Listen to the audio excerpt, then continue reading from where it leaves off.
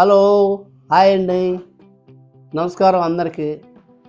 చాలామంది ఇంతకుముందు చేసిన వీడియోలో నేను మటన్ కర్రీ అన్నారు. ఫ్రెండ్స్ అంతా మీరు ఫిష్ ఫ్రై చేయండి ఒకసారి, ఎలా ఉంటుందో చూపించండి, అందరూ అడుగుతున్నారు అని అన్నారు. అందుకని చెప్పి మీకు వరకు ఈ వీడియోలో ఫిష్ కర్రీతో వస్తున్నానండి. ఓకేనా? మీరు ఇలాగే చూసి చేసుకోండి మీరు కూడా. దీనికి కావాల్సిన పదార్థాలు అన్నీ చెప్తాను మీకు ఇప్పుడు. 1 కేజీ ఫిష్ అండి, కడిగి పెట్టుకున్నాం నీట్గా. కారం 1 స్పూనున్నర, ఫిష్ కబాబ్ పౌడర్ 1 స్పూనున్నర,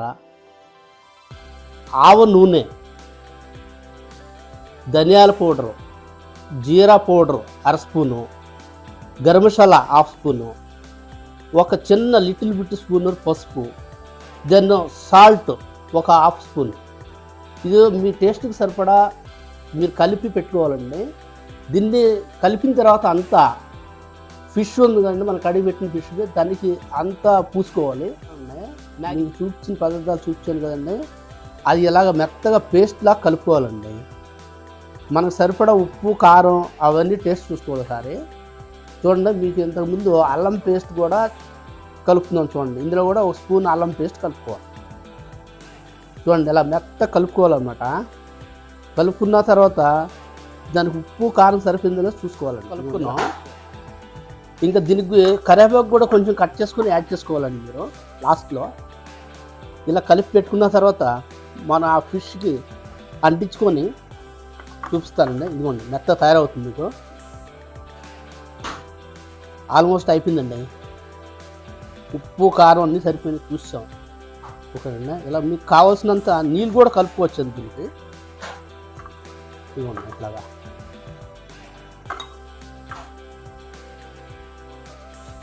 మనం కలిపి పెట్టుకున్నాం. దీన్ని చేపకి ఇలాగా మసాజ్ చేయాలండి. చూడండి, అలా మసాజ్ చేయాలి. చూడండి ఎంత ఎర్రగా వస్తుంది చూడండి. దీన్ని పెట్టుకున్న తర్వాత ఒకటి చూపిస్తున్నానండి నేను.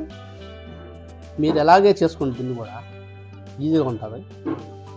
చాలా ఈజీ అండి, ఇది అంత కష్టపడాల్సిన పని లేదు. చాలా ఈజీగా అయిపోతుంది ప్రాసెస్. ఇంతే అండి. చూడండి, అయిపోయింది ఆల్రెడీ. అబ్బాబాబా, చూడండి ఈ ఫిష్ ముక్కలకి నేను ఎలా పట్టించాను చూడండి.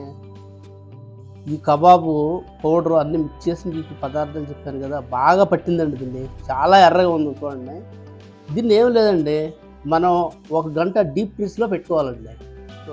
ఇంతకుముందు చేసుకున్న మ్యారినేట్ ఫిష్ 1 కేజీ పెట్టుకున్నామండి మనం. అది యాక్చువల్గా ఫ్రిడ్జ్ లేని వాళ్ళు కూడా చేసుకోవచ్చండి. మాకు ఫ్రిడ్జ్ ఉంది కాబట్టి ఫ్రిడ్జ్లో పెట్టుకొని ఎప్పుడు కావాలంటే అప్పుడు తీసుకొని మనం ఫ్రై చేసుకుంటాం అనమాట. సో ఇప్పుడు తీసుకున్నామండి, దాన్ని ఎలా చేయాలి ఫ్రై అని మీకు చూపిస్తాను.